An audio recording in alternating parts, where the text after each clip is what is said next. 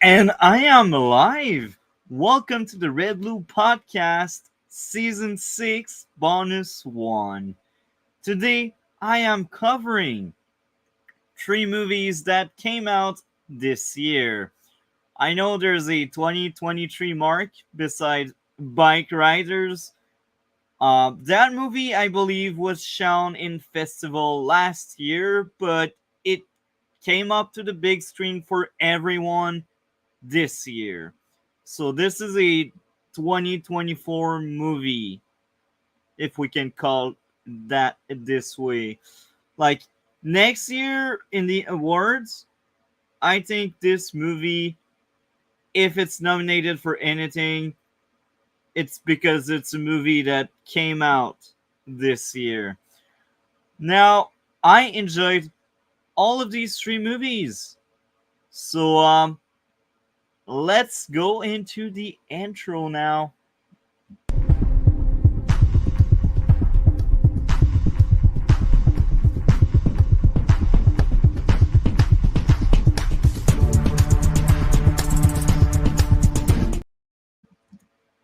So we will start with the movie I've seen first, which is The Watchers. It was a movie that came out really early in June, I think. Maybe it was by the end of May. I'm not quite sure on that. Anyway, I enjoyed that, and I was surprised because this is a horror flick. And if you have been on the channel for quite some time, you may know that I'm not the biggest horror fan. There's a few horror flicks that I really liked, a few horror movies others have suggested that I have seen that I really enjoyed. But I'm just not driven toward that. It's not the same thing. I think rom-com are worse, but again, um it's funny because Fly Me to the Moon, which is a future movie we will cover, is a rom-com and I actually liked it. So maybe I just haven't seen the right rom-coms. I don't know. Anyway, The Watchers is a movie about getting lost in the woods and then being observed by watchers. Now, it's been almost 2 months I've seen that movie, so I'm a bit rusty on that one. So let's go over my notes on The Watchers. So I guess we will do the usual thing where I start off with my issues. Issue number one, and I'm that guy in the theater, and it's a bit hilarious because right after that I was like, God damn, I do what I hate when people do it. Like I felt so sorry about screaming that in the theater, but hey, it happened. So I screamed in the theater when this happened. I'm sorry. So the girl questions what she believes is her husband waiting at the door, asking the door to be opened. The old lady told her they are smart and they can become copies of the real people. That leads her to ask the girl if she could ask her husband something special only him could know. She indeed did. The fake husband is proved to be fake, yet the widow then go out of her way to argue she want to help out. I screamed. She also speaks about the hidden camera eye rolling moments. I could get the hidden message could be people latch on to the past, which is a theme the movie has. However, that was the only instance in the movie the girl is shown to be stupid. It felt forced, and they were only to add the pressure and tension to the cast. The kind of stupid character moment gets under my skin. I would have swallowed the pill better if, in many other instances, she's shown to be stupid, just like the other guy. But nothing stick to my mind. Hell, a better way to show that story beat would have been to swap who's married. Widow would be single, making the guy the one that was married to someone. The guy was shown to be impulsive and stupid many times throughout the movie. Hell, he breaks the rules as much as the main character. If he was the one with a husband and or wife stuck outside, it would have made more sense that he would break the rule and or fall for the trap. So again, that moment was peak stupidity. I screamed in the theater room. Like, why? Why? I hate it when character does stupid shit for the plot to happen. It just doesn't make sense. Again, there are better ways you could have done the exact same thing with the story, but a better way. Now, let's go over my second issue with this movie. That one is a lot shorter. The backstory and lore about the Watchers being told through dialogue and not visually interesting wasn't great. They could have supported the lore with cool visuals instead of telling you that's something that happened. I remember where it took place. That was by the end of the movie, where they are near some kind of circle that was the jail, if I remember correctly. Again, it's been a month and a half I've seen that movie. Maybe the only argument I could see is, oh, it's an unreliable narrator that gives you the story. That's why they don't really show the story. But at that point, you don't know she's unreliable. You think she's still on their side. Yes, she has a few odd behaviors, but it's really by the very end of the movie that you realize, oh, that person is the bad girl, if we can call it that way. So I I wasn't a fan of like that big exposition dump on the lore. Anyway, that's enough for my issues with the Watchers. Let's go over to the stuff I did enjoy. Um, the first thing I did enjoy, main character was latched on to her past. She was the unreliable character. Most of the movie, she was lying to everyone. By the end, she becomes more honest than ever toward the old lady and her sister. She also gets some kind of closure toward her past, accepting to bond again with her estranged family. The next thing is the widow. Parts of her character arc would be to stop following the rules for stupid reason or love of her fake husband. Parts of her character arc is also accepting the fact that her husband died. The guy, unhinged, doesn't care about the rules after being influenced by the main character. He's impulsive. So because of that, I gave it a pass when he came back in the woods and acted all stupid, because throughout the movie he kept doing stupid shit. So when he just went back in the woods to get deleted, basically, I was like, oh yeah, that's very in character. That character is just stupid. I gave it a pass. So the old lady, all about the rules, and she is deeply linked to her past and the history between humans and Watchers. The scientist, cliche trope, wants to learn everything about life only to realize it went too far. The action and tension were great throughout the movie.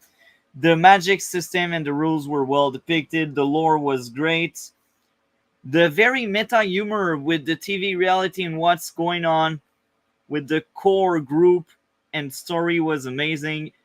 The movie basically poked fun at the viewer, saying, you're as twisted as people that enjoy TV reality, but you're actually worst since you like to see people die. That's some of the commentary of the movie, and I like that. Um, Now I will say something.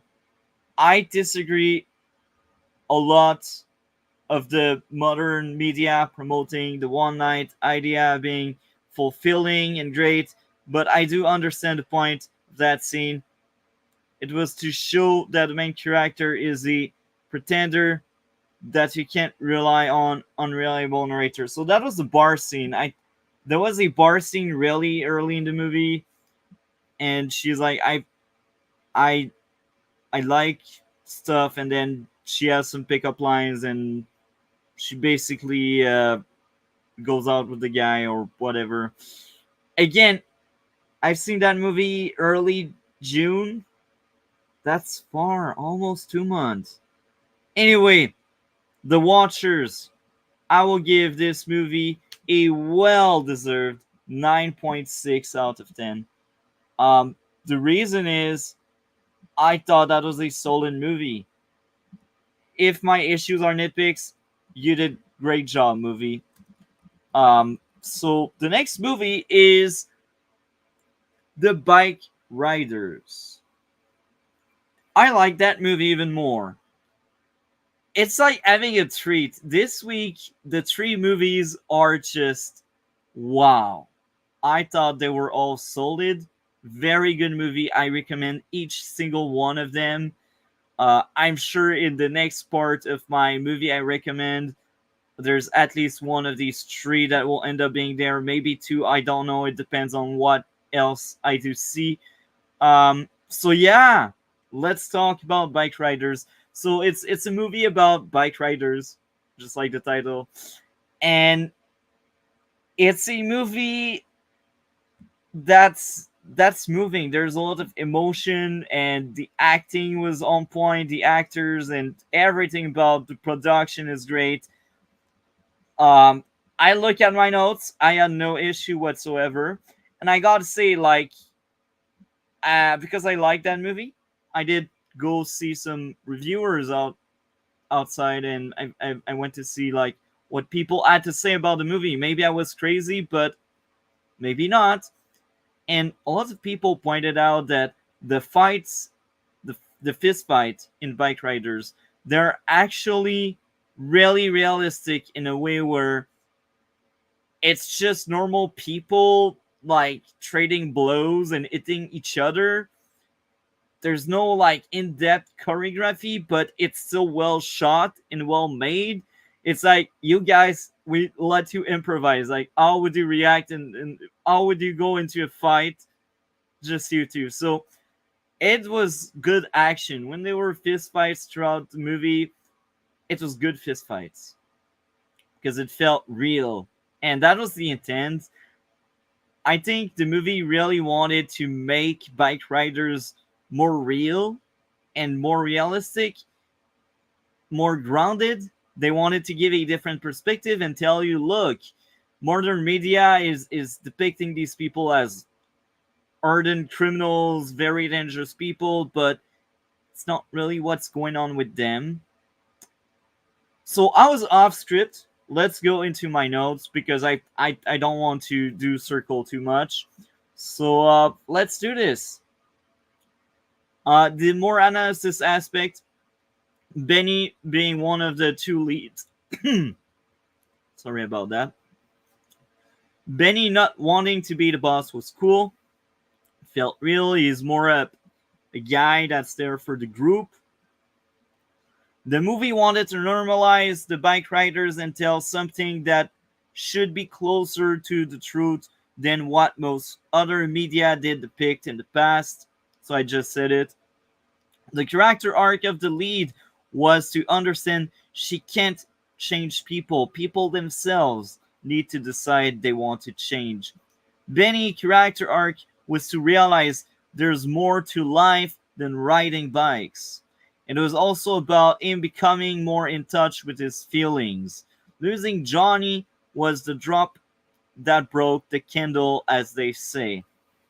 Well shown how people hate the bike riders. Sorry about that. Well shown how the bike riders changed as they survived through times. The youngster twisting the idea of the group after deleting Johnny was sad, and you could tell it's probably how everything really happened in real life. Now, stuff I liked. Great movie. The action and music were great. The acting was cool. Characters were likable. Lots of good setup and payoff were well shown throughout the movie. The story was creative since it was told through the eyes of someone not being directly into the bike riders. The ending was emotional. I felt something watching this movie. And I will be honest, I feel kind of ashamed I didn't go back to see it again. But like other movie came out, I got very occupied as well. Life happens. I highly recommend Bike Riders. I see myself rewatching this movie a lot. It's somewhere in my top 10 movie thus far this year. And as I am doing this stream, I've seen 28 2024 movies. It's only the start.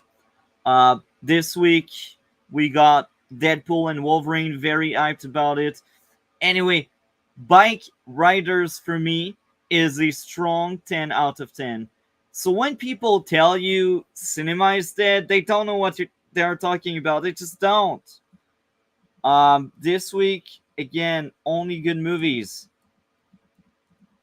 So the final topic of today, Longlegs, and I will drink some water.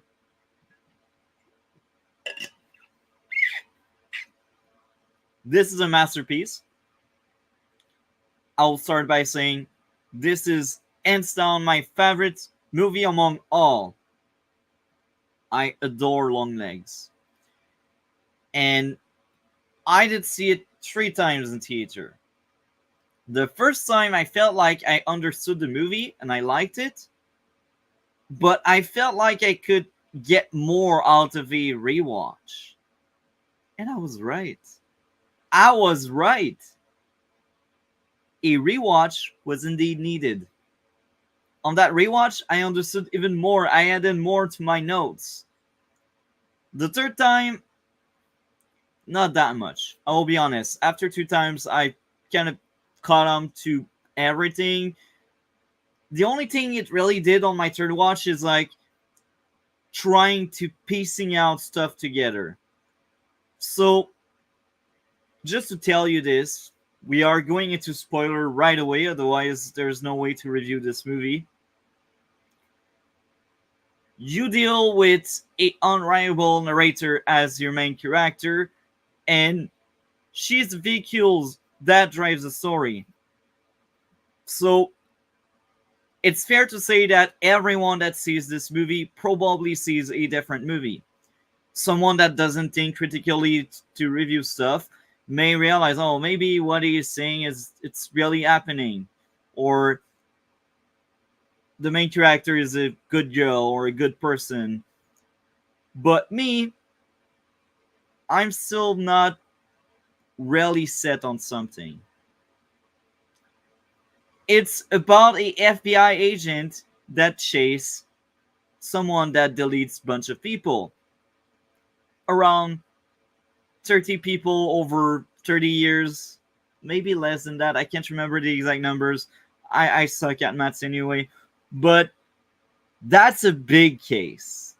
And when the person chooses a victim, usually that's an entire family that goes bye-bye. So, for 30 years, that serial delete to remain YouTube friendly did delete a lot of family, and the main character is after him. And the idea of this movie, there's a lot of hints at religion. Maybe religion plays a role in what's going on in the movie. Maybe not. Maybe not. Maybe they're crazy because at some point, the second lead, if we can call him that way, he's like, there's no voodoo, there's no dolls, there's no supernatural things going on there. It's just a crazy and dangerous man. But then that guy snaps. So you're like, maybe voodoo is a thing, or maybe he's another accomplice, or maybe it's the alcohol, Or hell, maybe it's the main character that tells everyone he snapped. Do you see where I'm getting at? And now I'm off script. Let's go into my script. What I noted about this movie. I have no issue whatsoever with this movie. It's a 10 out of 10 for me, but I kind of spoiled it already. So let's go over some of my notes now. Maybe Lee did visit the crazy. Maybe the mother visited the crazy. Maybe Lee asked Longlegs to off himself. So these three maybe. That would mean Lee, the main character, is an accomplice to Longlegs. During the movie, it's told, oh yeah, Longlegs maybe had accomplice. And I'm thinking again about that movie as of right now, and something came up to my mind. Lee brings the other detective at the bar and they drink. And the detective is like, so you think Longlegs has accomplice? And Lee doesn't respond. Maybe she knows more than what she is telling. And it's not really maybe she knows more. Because at some point, she does hide parts of the truth when it comes to her mother. And instead of answering directly the questions of the detective, she brings pictures that were taken the day she met Longleg in the past. So, yeah. When I mentioned the crazy, that's the one of the victims that ended up at the hospital that basically jumped off the roof by the end. Spoiler, right? Theory, no mention of the father for Lee. The end result means we could believe Longlegs is Lee's father. Yeah, I think it's plausible. It's plausible because at some point when the mother is like, "Oh, do you do your prayer?" and Lee admits, "They make me afraid. I'm not comfortable with it." So maybe there's something wrong and evil with Lee.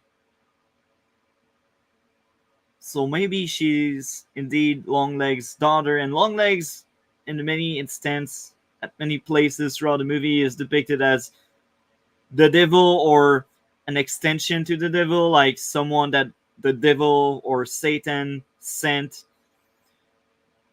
And it's very religious. And even as someone that's not religious, I like that aspect to the movie. It added like an extra floor and it added more space for interpretation about everything. Number three, my notes are kind of shit, but I will reword my notes. So early in the movie, Lee gets a promotion, and it's told through very smart dialogue, and it's also shown. The way it's shown, Lee does a really good arrest that elevates her to the rank of agent. And you know that because right after that arrest, she's in the FBI office and she's passing some kind of test. And during that test, they tell Lee, look, um, state your name and your rank. Lee says, Special Agent Lee Akers, or whatever. She specifies Special Agent Lee Akers, whatever. And later on in the movie, not that far in time, in the timeline of the movie, when Lee talks to other detectives, they're like, agent. They did call up the special agent. So I did small research, like very limited, really quick, because I really was intrigued. And special agent is indeed the lowest you can be at.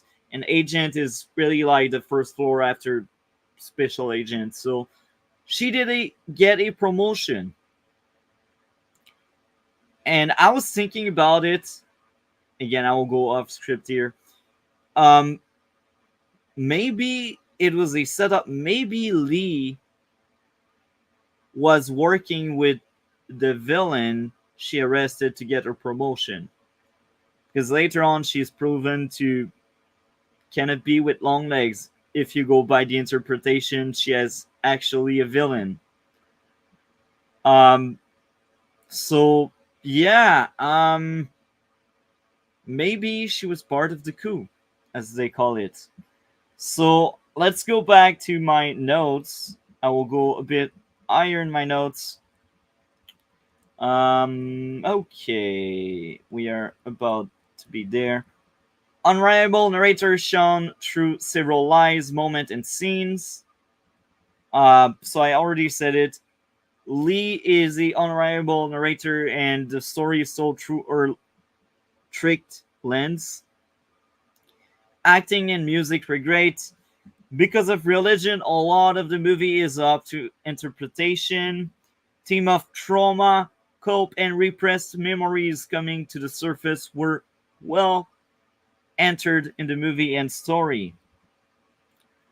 The mother placing substance um, in the daughter, like, okay, that won't be YouTube friendly. The mother was basically drugging Lee, but again, because we deal with a unreliable narrator, maybe it's Lee thinking the mother did that to her when she didn't. And I really realized that on my second viewing, because on the first viewing I only thought that there were random pills, but on the second viewing I could really see, like, on the box where the pills were, the actors, and it's obvious she no longer lives with the mother. So the mother was giving that substance to her child. It's messed up, I know. And that would also explain the repressed memory and the fact that she doesn't remember a lot of stuff that happened to her in the past. Um, Lots of symbolism, such as downstairs, underneath being L. Main characters start to going in L when meeting Longlegs in the very end, just before Longlegs does that. Um, the cop that shot his family could be just another accomplice, or that perspective could be tainted by the unreliable narrator. Another explanation of the cop shooting his family could be a mixture of pressure, alcohol, and probably trauma. The main character was well shown. I went too fast to be a workaholic, so she's always at work when she's not home, and that was enjoyable. That's kind of relatable if you like what you're doing. In the end, you could also interpret that the main character could be just another accomplice. Masterpiece with great actors and story. The humor was great, atmosphere was amazing, makeup and sound effect were great. Um, when I think about it, I think back about one of the last few scenes. They don't even need to show you the other cop ending the girl's life. You hear the scream and the stabs. This horror movie is peak. Hell, I'd say it's more of a drama thriller with cops in it than very Irmer like, or like I should say. Again, Long Legs, highly recommend. This movie is a solid 10 out of 10, and it's my favorite movie I've covered this year. Hell, it's my favorite movie since I started this podcast. And it's not ready to go anywhere because, again, this movie has so much to offer. A lot is up for its interpretation. And again, even if I spoil everything, if you haven't seen it, go see it. You need to live the experience by yourself. I think I will go see it again a fourth time when I will get the chance and the time. I'm just very occupied lately. Anyway, that's it for today. The next bonus episode will be next month.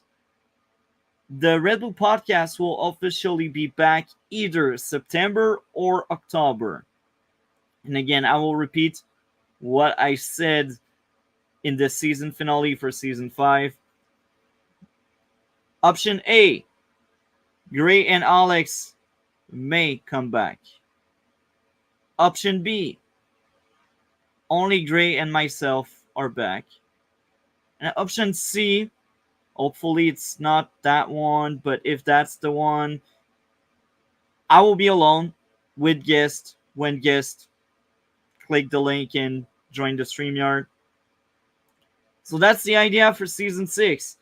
So the next bonus will be Fly Me to the Moon, Instigator, and Trap.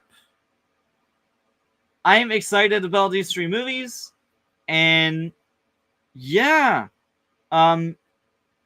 Saturday we got mainstream movie reviews number 2 with Deadpool and Wolverine, and yeah, more gaming, more everything, and we are out for today. Have a great night, everyone, and take care. See you on the next stream.